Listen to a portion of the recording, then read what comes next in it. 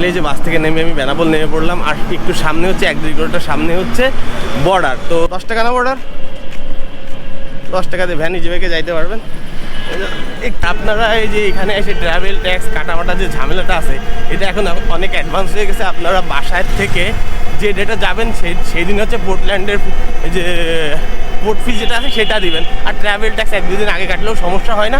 এটা আপনারা অনলাইনে বাসা থেকে কেটে নগদ বা বিকাশে পেমেন্ট করে রিল্যাক্সে চলে আসতে পারবেন। তাহলে আপনাদের এইখানে এসে কোনো ঝামেলা হবে না, বর্ডারে কাউকে ধরতে হবে না, কী করতে হবে না করতে হবে। কোনো মানে যারা আছে আর কি উপকার করতে আসে দালাল আমরা যাদের বলি, এই স্ক্যামের শিকার দেওয়া যাবে না। কারণ আপনার খরচ হবে সব মিলে 1060 টাকার মতো, তারা আপনাদের কাছ থেকে 1200-1300, কেউ কেউ তো পারলে 1500 টাকায় নিয়ে নেবে। 1500 টাকা নিয়ে বলবে কি যে এই যে আমরা বর্ডার পার করে দেবো, করে দেবো। কিন্তু কি হয়, তারপরে একটা ভ্যানে উঠাই দেয়, ওখান থেকে অল্প একটু দিয়ে বলে কি যে এটা 100 টাকা দিয়ে দেন, শুধু টাকার খেলা। আর ভুলেও কেউ বাংলাদেশ থেকে রুপি নিয়ে যাওয়ার চেষ্টা করবেন না। কাস্টমসে যদি রুপি নিয়ে যান, এটা কিন্তু আপনাকে আটকায় দিবে, মানে রুপিগুলো রেখে দিবে সব ইন্ডিয়ার কাস্টমস থেকে।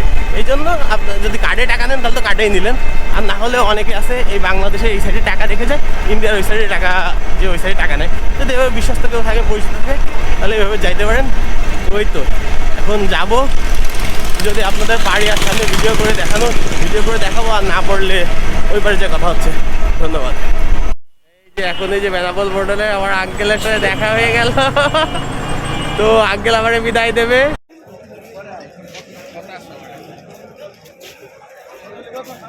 সকালকে যাচ্ছি না, বিকেলে যাচ্ছি নিরিবিলি, বিকেলের দিক খারাই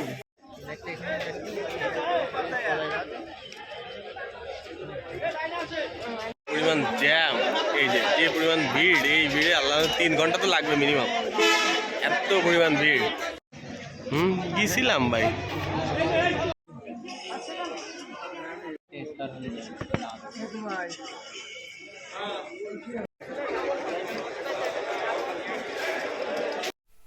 তো ফাইনালি এই যে অনেক কষ্ট করে ঝামেলা করে কাস্টম শেষ করে এই মাত্র আসলাম হচ্ছে ইন্ডিয়া সাইডে এসে একটু খোলামেলা বাঁধার দরকার, এই জন্য ভ্যানে করে, বাংলাদেশে সবসময় যে ভ্যানে চড়া হয়, টেম্পু ছিল, সিএনজি ছিল, বাট ওইখানে জায়গা অল্প 6 জন মানুষ নেয়। একটু নিরিবিলির জন্য ভ্যানে বসলাম, যাতে এই যে সুন্দর আবহাওয়া, এই যে কলকাতা যাওয়ার পথে 2 সাইডে সুন্দর গাছ, এই গাছের আবহাওয়া দেখতে দেখতে সুন্দরভাবে রিল্যাক্স দিতে পারি। এই জন্যই মূলত ভ্যানে ওঠা।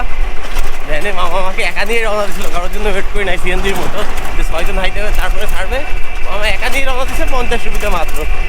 ওই তো এরকম সুন্দর দৃশ্য দেখতে দেখতে এখন আমরা চলে যাবো বনগাঁ স্টেশনের দিকে। তারপর বনগাঁ স্টেশন থেকে বনগাঁ লোকাল ধরে চলে যাবো আমরা কলকাতা। তো দেখতে থাকুন। আমরা এখন যে রোডে আছি, এই রোডটা হচ্ছে এখানের লোকজন এখানে বলে যশোর রোড, মানে হচ্ছে আমাদের যশোর, যে বাংলাদেশে যশোর থাকলে আপনারা জানবেন যে কালীবাড়ি রোড আছে না, সেই কালীবাড়ি রোডটাই এই রোডটা। এই কালীকের লোকের নাম ছিল কালীবাবু। ওনার বাসা কোথায় ছিল? বাংলাদেশে ছিল। কালীবাবু যে নাম ছিল, সেই কালীবাবুর নামে এই ইন্ডিয়াতে রোডটা ছিল। তো এটার নাম এখন সবাই যশোর রোড বলেই চেনে। আপনি এই দিক দিয়ে যাওয়ার সময় খেয়াল করবেন, দোকানের লেখা থাকে যশোর রোড, কালীবাবু যশোর রোড। এটা খুব ইন্টারেস্টিং লাগছে আমার কাছে জিনিসটা। এটা আপনি বেনাপোল বর্ডার থেকে কলকাতা বনগাঁ স্টেশনে যাওয়ার পথেই এই রোডটা পেয়ে যাবেন।